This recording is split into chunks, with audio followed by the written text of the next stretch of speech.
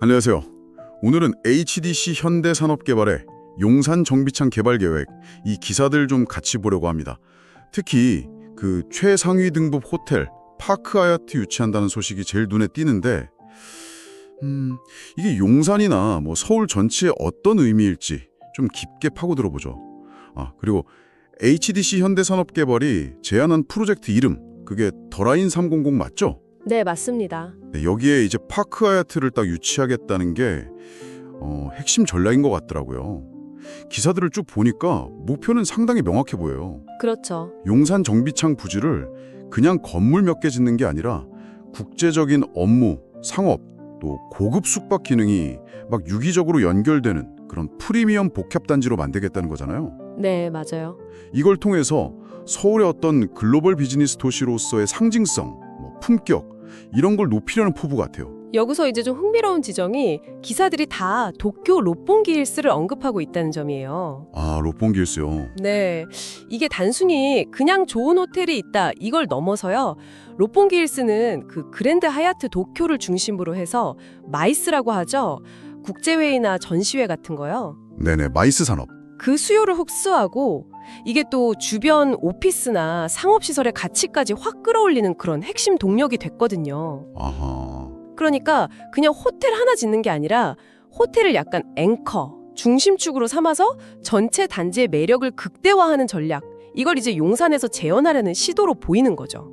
그러니까 호텔 그 자체가 목적이라기보다는 고급 비즈니스 수요를 끌어오는 일종의 자석 같은 역할? 그런 걸 기대하는 거군요. 바로 그겁니다. 기사에서도 보니까 국제회의나 포럼, 또 글로벌 기업 VIP 방문객 유치, 하이엔드 고객 숙박 수요 이런 걸 언급하던데 이게 그냥 하는 말이 아니라 실제 전략이라는 말씀이시죠? 그럼요. 파크 하얏트 같은 최상급 브랜드가 딱 들어서면 그 이름값만으로도 사실 관련 비즈니스를 유치하는 데 굉장히 유리한 위치를 점할 수 있거든요. 그렇겠네요. 특히 보안이라든지 의전, 통신 인프라 이런 거에 좀 민감한 글로벌 금융사나 로펌, 컨설팅 기업들 있잖아요. 네. 이런 것들은 이런 환경을 선호할 수밖에 없죠. 마이스 유치도 마찬가지고요. 대규모 국제 행사는 아무래도 고가의 숙박시설하고 회의 공간이 필수적인데 파크 하얏트가 그 중심 역할을 해줄 수 있다. 이런 계산인 겁니다. 듣고 보니 상업시설 쪽에서도 파급 효과가 진짜 클 것 같아요. 그렇죠. 기사에서 6성급 호텔 바로 옆이라는 표현을 쓰던데 6성급은 사실 공식 등급은 아니지만 그만큼 최고급이다 이런 의미로 쓴 거겠죠. 네, 그런 뉘앙스죠. 최고급이라는 걸 강조하는.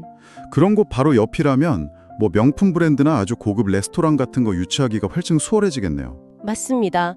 그 최고급 호텔을 이용하는 사람들이나 주변 오피스에 상주하는 인력들은 아무래도 구매력이 높은 고정 수요층이 되어주니까요.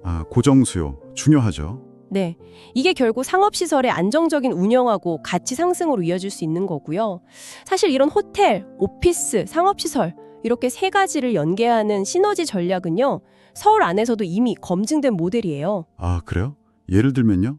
네, 강남 삼성동 코엑스 단지에 있는 인터컨티넨탈이나 파르나스 호텔, 아니면 여의도 IFC몰의 콘네도 호텔 사례를 보면요. 네네. 호텔이 비즈니스 활성화나 리테일 활성화에 기여하면서 지역 전체의 어떤 위상을 높이는 데 상당히 중요한 역할을 했거든요. 와, 듣고 보니 이게 정말 그냥 호텔 하나 짓는 그런 얘기가 아니네요. 그렇죠. 훨씬 큰 그림이죠.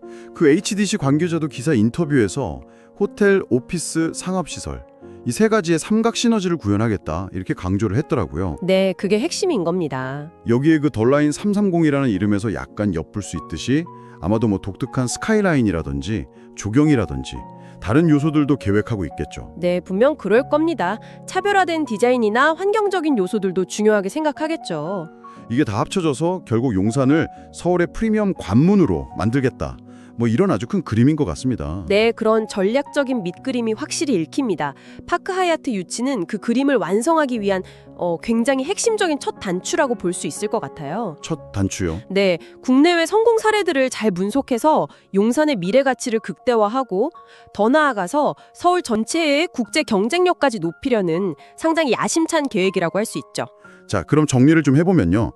용산 정비창의 파카야트 유치는 단순히 고급 호텔 하나 더 짓는 걸 넘어서 호텔, 오피스, 상업시설 간의 시너지를 통해서 용산이라는 지역 전체를 국제적인 프리미엄 복합 지구로 완전히 탈바꿈시키려는 그런 전략의 핵심 촉매제다, 이렇게 볼 수 있겠네요. 네, 정확합니다. 그리고 그 바탕에는 로pongi 힐스나 코엑스 같은 성공 방정식이 깔려 있는 거고요. 네, 그런 성공 모델을 벤치마킹 한 거죠.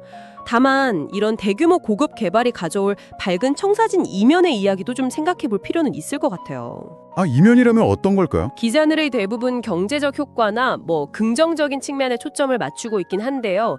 사실 이런 급격한 변화가 기존 용산 지역의 모습, 예를 들어 오래 거주해온 주민들이나 아니면 소규모 상인분들께는 장기적으로 어떤 영향을 미치게 될지, 이 부분은 좀 더 지켜봐야 할 문제라고 생각해요.